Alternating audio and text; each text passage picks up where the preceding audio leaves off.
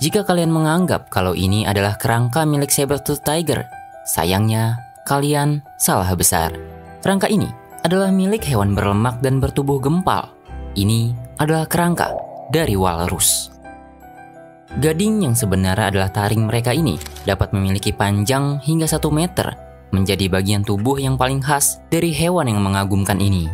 Barangkali hewan modern mana yang memiliki taring menjulang keluar dari mulutnya seperti ini?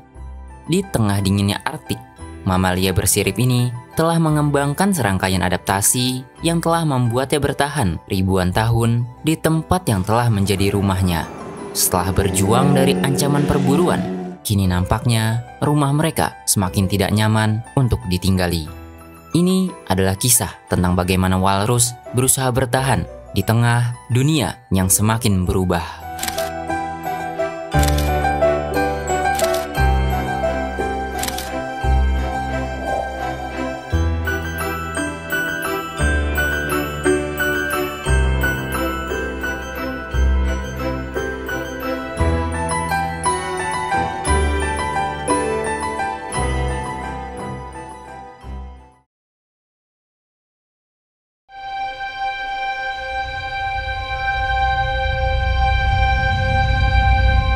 Arktik merupakan wilayah kutub yang berada di wilayah utara bumi.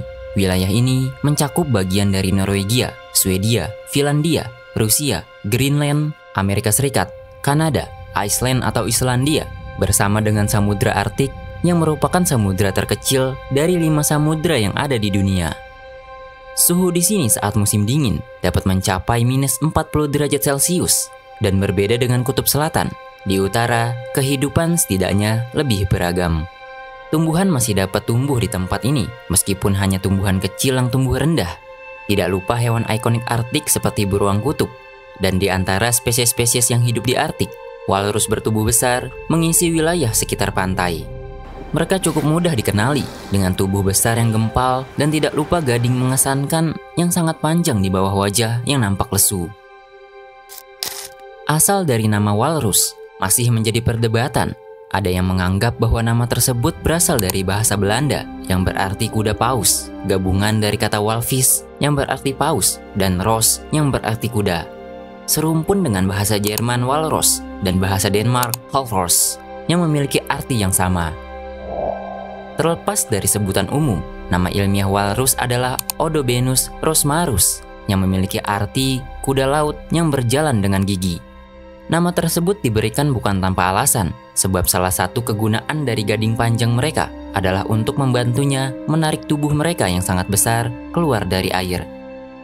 Nama ini diberikan oleh naturalis Carl Linnaeus pada tahun 1758, yang merupakan deskripsi ilmiah pertama terkait hewan tersebut. Walrus sama seperti anjing laut, gajah laut, dan singa laut tergabung dalam anggota Pinnipedia yang merupakan anggota ordo Carnivora, ordo yang sama dengan banyak mamalia predator, contohnya seperti keluarga kucing, anjing, musang, beruang, hingga hyena.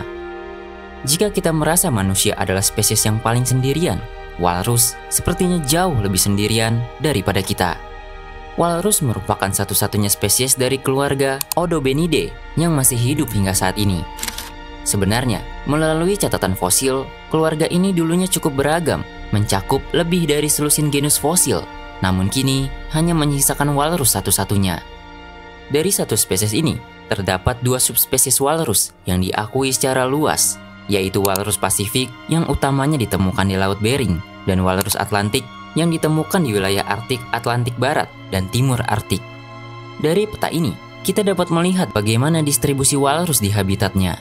Kedua subspesies tersebut dikenali berdasarkan karakteristik morfologi dan divergensi DNA mitokondria.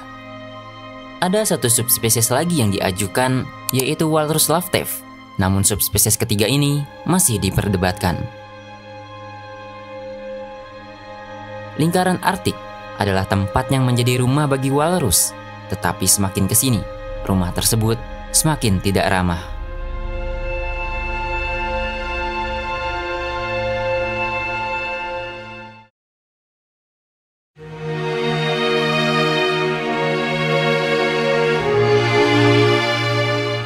Arktik memang memiliki suhu yang sangat dingin, tapi itu bukan masalah bagi walrus karena mereka telah beradaptasi dengan baik untuk bertahan hidup di lingkaran kutub utara ini. Walrus memiliki kulit yang tebal, tebalnya mencapai 2-4 cm. Ini adalah salah satu kulit paling tebal yang dimiliki hewan. Lapisan lemak setebal 15 cm di bawah kulitnya menambah ketahanan untuk dinginnya Arktik.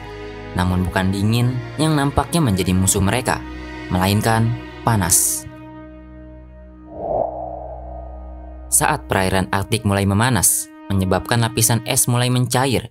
Kondisi ini memaksa kawanan walrus harus segera meninggalkan lapisan es yang mulai mencair itu. Walrus, khususnya walrus Pasifik, sangat bergantung pada pergerakan es dalam migrasi mereka. Jika mereka tidak segera bergerak, keberlangsungan hidupnya akan terancam. Tanpa adanya es untuk tempat beristirahat, seekor walrus dapat saja tenggelam di tengah lautan. Beranjak ke pantai berbatu di sekitaran Arktik, ribuan walrus telah berkumpul di sini. Mereka terlihat bergelimpangan di mana-mana sambil mengeluarkan dengkuran yang kurang enak didengar. Sejatinya, walrus Pasifik lebih suka menggunakan es laut sebagai platform untuk beristirahat. Di wilayah tersebut, mereka dapat dengan mudah mengakses makanan di dasar laut. Namun akhir-akhir ini, nampaknya kondisi alam menjadi kurang bersahabat. Beberapa tahun terakhir, pencairan es terjadi lebih awal, dan saat musim panas, lapisan es turun drastis. Memaksa kawanan walrus mendarat di pantai-pantai karena tidak ada es laut di daerah dangkal yang mereka sukai untuk mencari makan. Di beberapa pantai, bahkan pernah tercatat ada puluhan ribu walrus yang berkumpul. Terkadang, daratan-daratan itu tidak cukup besar untuk menampung begitu banyaknya walrus. Meskipun bukan hal yang aneh bagi walrus jantan untuk berkumpul dalam jumlah besar di pesisir, walrus betina biasanya lebih suka bongkahan es yang mengapung sebagai tempat melahirkan dan tempat di mana induk walrus meninggalkan anak-anaknya di sela-sela waktu mencari makan. Walrus adalah hewan sosial. Mereka terbiasa berkerumun, namun kerumunan yang terlalu banyak ini dapat menjadi berbahaya. Mereka dapat saling menginjak-injak satu sama lain ketika berupaya beranjak dari daratan menuju air. Banyak walrus, terutama anak walrus yang masih muda, harus mati dalam proses ini. Mereka yang bertahan hidup belum dapat bernapas lega karena harus menempuh jarak yang sangat jauh untuk mencari makanan, sebab sumber makanan di dekatnya cepat habis.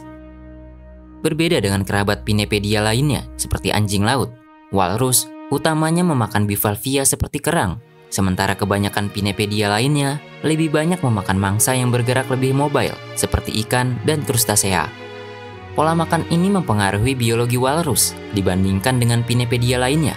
Walrus memiliki tubuh yang kurang ramping, berenang lebih lambat, dan menyelam kurang dalam. Mereka memang dapat menyelam hingga kedalaman 500 meter, namun jika dibandingkan dengan anjing laut dapat menyelam hingga kedalaman lebih dari 1000 meter. Kecepatan renang walrus sekitar 10 km per jam, dan rata-rata dapat bertahan di dalam air sekitar 5 hingga 20 menit. Ini sejalan dengan jenis mangsa mereka, yang merupakan organisme yang tidak bergerak cepat, dan walrus memang lebih suka mencari makan di laut dangkal, di mana kumis kaku di wajahnya dapat membantu mereka merasakan permukaan dasar lautan. Di tempat lain, walrus juga berhasil tiba, namun terkadang mereka terpaksa singgah ke pantai bertebing. Sebuah dokumenter pernah dibuat menampilkan pantai-pantai yang sangat padat, membuat beberapa walrus tanpa sadar berjalan hingga ke tebing yang tinggi. Hewan yang tidak biasa memanjat ini tidak mengerti tentang ketinggian tebing. Ketika mereka ingin memasuki perairan, satu persatu dari mereka mulai terjun bebas di tebing berbatu. Tentu, meskipun tubuhnya gempal dan seperti bola karet yang jatuh dari atas, tetapi tetap saja sedikit dari mereka yang akan selamat.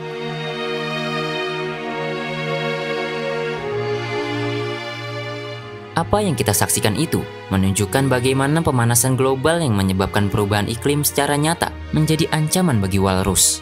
Di mana sebenarnya faktor terbesar pemanasan global ini bukan karena ulah mereka, tetapi mereka juga harus ikut merasakan dampak buruk yang ditimbulkan. Walrus saat ini memang dikategorikan sebagai satwa yang dilindungi. Akan tetapi, sebelum pemanasan global mengancam mereka, dulu pernah ada masa mereka harus dihadapkan dengan perburuan berlebihan oleh manusia.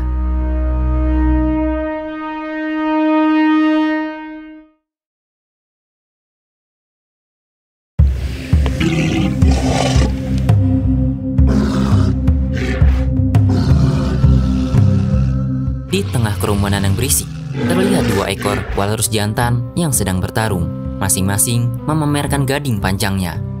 Keduanya mencoba menghantamkan gadingnya satu sama lain, namun kulit mereka cukup tebal untuk ditembus gading yang mengagumkan itu. Terlebih, walrus jantan memiliki kulit yang lebih tebal dari walrus betina. Perkelahian seperti ini sangat umum terjadi di antara kerumunan walrus. Selain untuk bertarung, gading juga merupakan simbol bagi mereka. Meskipun kedua jenis kelamin memiliki gading, tapi umumnya gading milik walrus jantan berukuran lebih panjang. Bagi jantan dewasa, gading dapat menjadi tanda dominasi. Jantan terkuat dengan gading terbesar biasanya mendominasi kelompok sosial. Di sudut lain, sang karnivora darat terbesar baru saja singgah ke pantai yang penuh walrus. Beruang kutub ini nampaknya cukup lapar setelah berenang melintasi lautan. Sejauh mata memandang, ia hanya menemukan kawanan walrus. Tapi walrus sebenarnya bukan mangsa yang mudah ditaklukkan. Namun beruang kutub tidak punya pilihan. Di alam liar, beruang kutub adalah salah satu predator alami dari walrus. Meskipun walrus bukan mangsa utama mereka, kerumunan walrus begitu ganas. Kulit mereka sangat tebal untuk digigit. Taring mereka begitu mengancam. Anak-anak walrus mungkin mangsa sempurna, tapi ingat, induknya akan selalu menjaganya. Bahkan terkadang berlaku sebaliknya, walrus malah menjadi ancaman bagi beruang kutub itu sendiri. Pilihan yang paling aman mungkin adalah memakan bangkai walrus atau walrus yang sendirian dan lemah. Selain beruang kutub, predator alami walrus selanjutnya ada di bawah air, sang paus pembunuh, orca. Walaupun walrus juga bisa membela diri, tapi nampaknya orca dapat memangsa walrus dengan lebih baik. Meskipun lagi-lagi, walrus bukanlah pilihan utama mereka. Orca dan beruang kutub, hanya 2 hewan itulah yang merupakan predator alami walrus. Tetapi ada satu spesies yang menjadi pemuncak rantai makanan, yang tentu saja tidak akan melewatkan walrus sebagai target buruannya. Tidak lain dan tidak bukan, manusia. Kita akan kembali ke masa sekitar abad ke-18 hingga abad ke-19. Pada masa itu, memang terjadi perburuan paus besar-besaran, di mana hasil tangkapannya merupakan komoditas yang cukup penting untuk industrialisasi. Para armada-armada pemburu paus ini juga menyasar walrus sebagai target mereka, yang tentu saja menyebabkan penurunan populasi walrus secara drastis pada masa itu. Walrus umumnya diburu untuk diambil minyak, daging, kulit, dan tidak lupa gadingnya, tanpa memikirkan dampak jangka panjang dari aktivitas tersebut. Eksploitasi secara intensif ini bahkan hampir memusnahkan subspesies walrus Atlantik, hingga menyebabkan kepunahan lokal di titik-titik tertentu dan menjadi sangat sulit untuk menemukan mereka. Setelah semua itu, akhirnya perburuan pun dilarang. Ini adalah masyarakat Inuit. Mereka adalah penduduk asli yang mendiami wilayah Arktik di sekitaran Amerika Utara. Walrus merupakan komponen penting dalam banyak kebutuhan para penduduk asli Amerika ini. Secara tradisional, mereka memburu walrus untuk dimanfaatkan sebagai makanan, kerajinan, dan kulitnya digunakan untuk pakaian. Tidak hanya masyarakat Inuit, berbagai penduduk dan suku-suku asli sekitaran Arktik lainnya juga telah lama memanfaatkan walrus. Walrus juga sangat lekat dengan mitos-mitos dan cerita rakyat dari para penduduk asli tersebut. Perburuan walrus untuk kebutuhan industri dan komersial kini sudah dilarang, dan saat ini hanya penduduk dan suku-suku asli sekitaran Arktik inilah yang diperbolehkan secara hukum untuk memburu walrus. Masa kelam di mana walrus diburu habis-habisan mungkin sudah berakhir, namun perjuangan mereka untuk tetap eksis di bumi nampaknya tidak berhenti. Selain pemanasan global yang dibahas sebelumnya, aktivitas manusia di sekitaran habitat mereka berisiko mengganggu hewan-hewan ini. Belum lagi ditambah polusi dan kerusakan laut. Dari Arktik, kita telah melihat bagaimana walrus yang tidak tahu menau tentang apa yang sedang terjadi terhadap lingkungan mereka. Sebagai spesies terakhir dari keluarga Odobenidae yang masih bertahan, walrus hanya ingin hidup dengan selayaknya spesies mereka. Sekian dulu video kali ini. Terima kasih.